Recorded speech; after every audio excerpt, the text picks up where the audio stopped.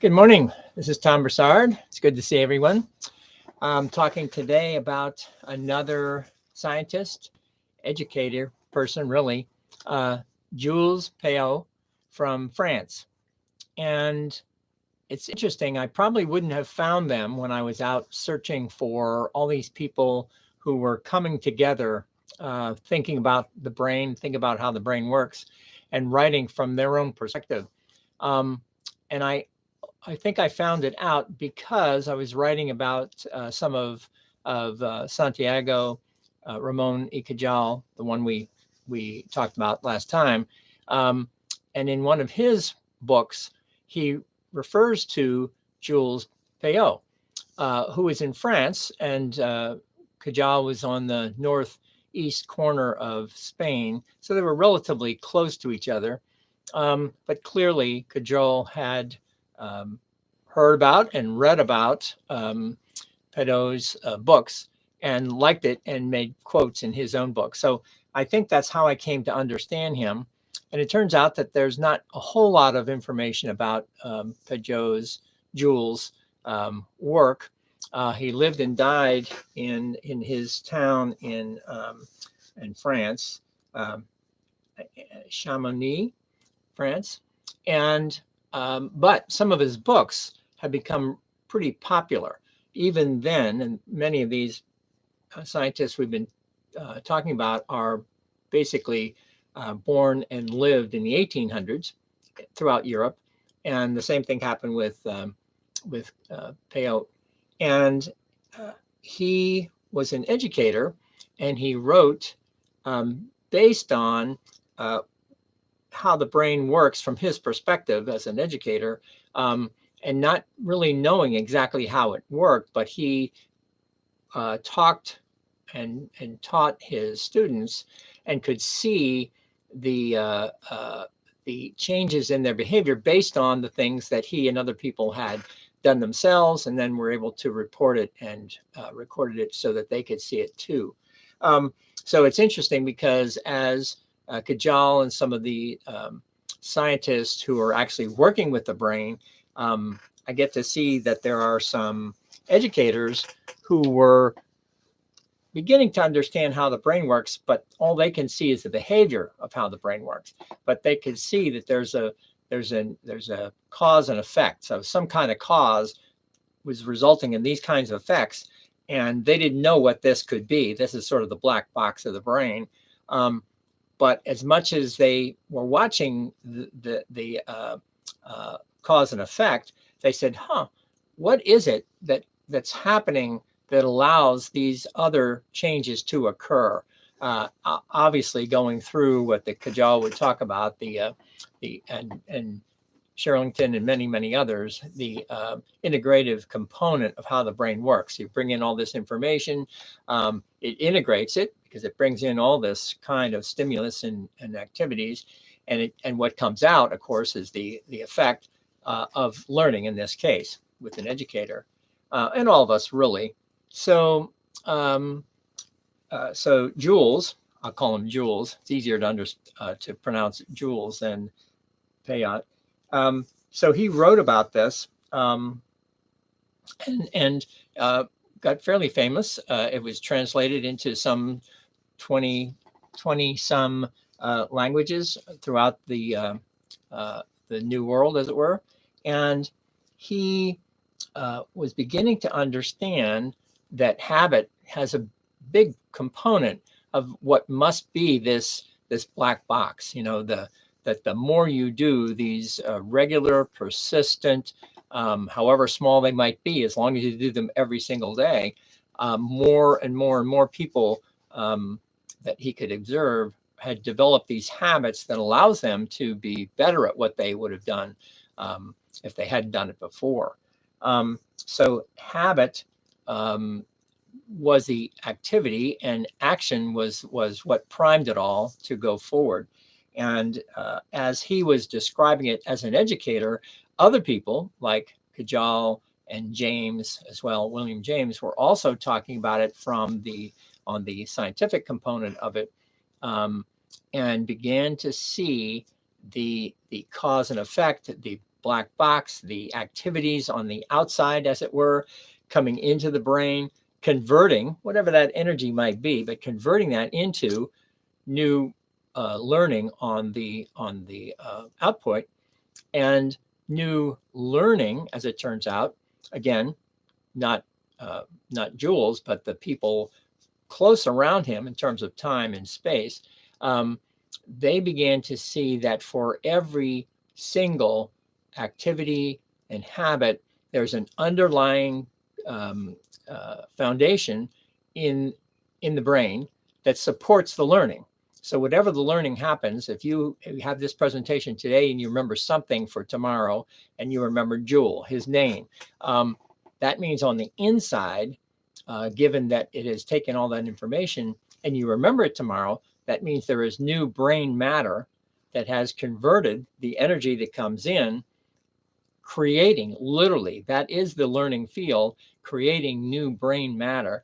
And as a result of that, then tomorrow you remember what we talked about here today.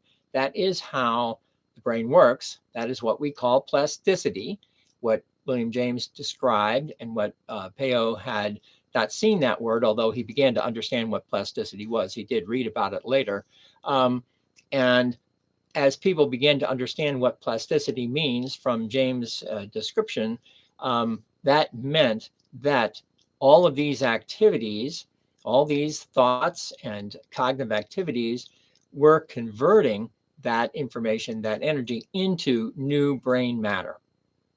New brain matter. And as a result of that, it sort of holds up, as it were, the memory, the new information that you didn't have yesterday, you have today. It's because you've developed these dendrites and synapses to support what you had learned as a result of yesterday's activities.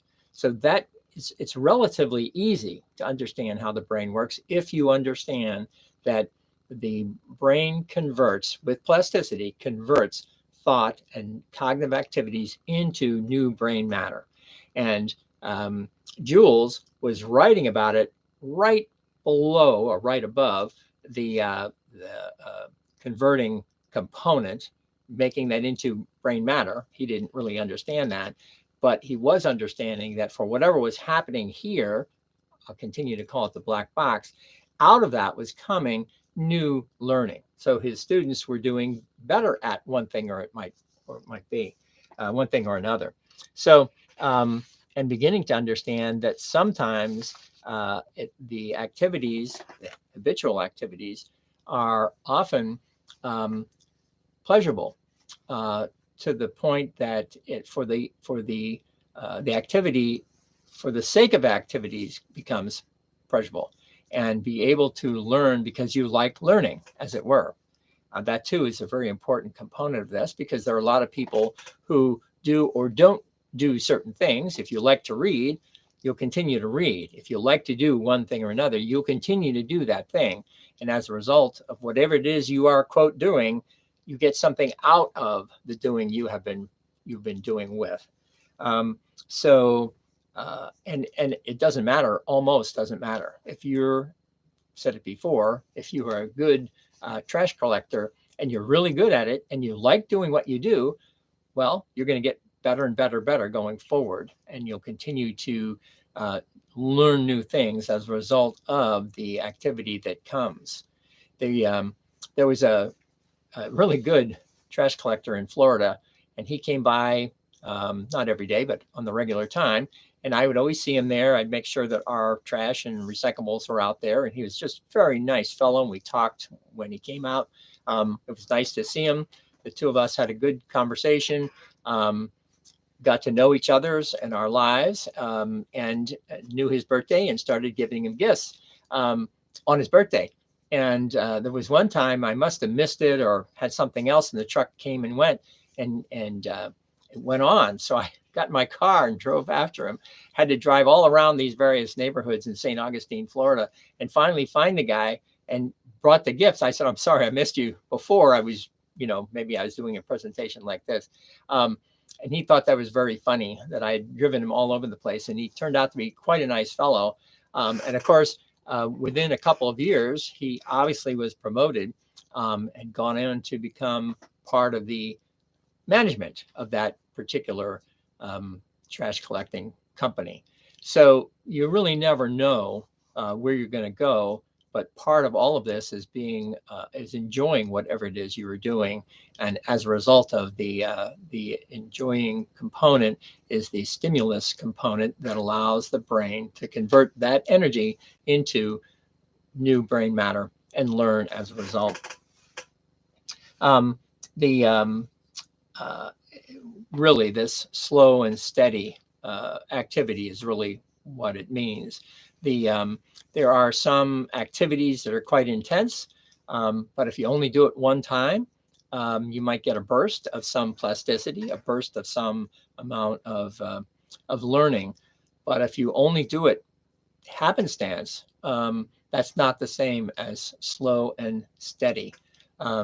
We've been doing this presentation here for 5 years, just to pick a number, longer than that, I guess, and do it regularly every month, sometimes every 2 weeks. That is what the slow and steady means when it comes to the hare and the tortoise. It really does work the same way. It can't be just intensive for a day. It has to be moved that way. And Payot wrote about that, and the will of the education. I've read 2 of his books. One is the will of educating the will, and the other is willpower and work in the education of the will. Both of them are really well done, and you should get a copy if you can. It's on Amazon. And the education of the will, it really gives you a much better idea of what he was doing to, quote, educate, quote, the will, whatever the will might be for you on the inside, basically who you are. So educating the will is a good way of understanding how we can better self-master our character, such that we move forward to become better at whatever it is that we have been doing. And as the more current scientists have described to us, we are shaping, as they said back then, shaping the mechanism, but really shaping the brain in a way that allows more work to be done the next day than it hadn't done the day before. So, and that is all about plasticity. And both William James and John Dewey and many other either educators and or scientists, or both, because many of these scientists obviously become educators as a result of what they have learned and want to help and impart that learning to other people who are interested as a result. So so if you get a chance, get a copy of the Educating the Will, and you get a really good idea of what Payot had done in his life. And as much as we don't have much more information about him, we do have the couple of books that he did do. And he had done a wonderful job in terms of helping us see the brain from a different perspective that still was connected to plasticity and that integrating component of what the brain really is, although we continue to talk about it as a black box because literally it goes in, it comes out. And even if we know just a little bit about how the brain works, just knowing a little lets us understand a lot more than we otherwise would. So that is it for today. Jules Payot and Educating the Will. I will talk to you again soon with the next installment of the scientist series. Have a good day. Have a good summer. Talk to you soon. Bye-bye.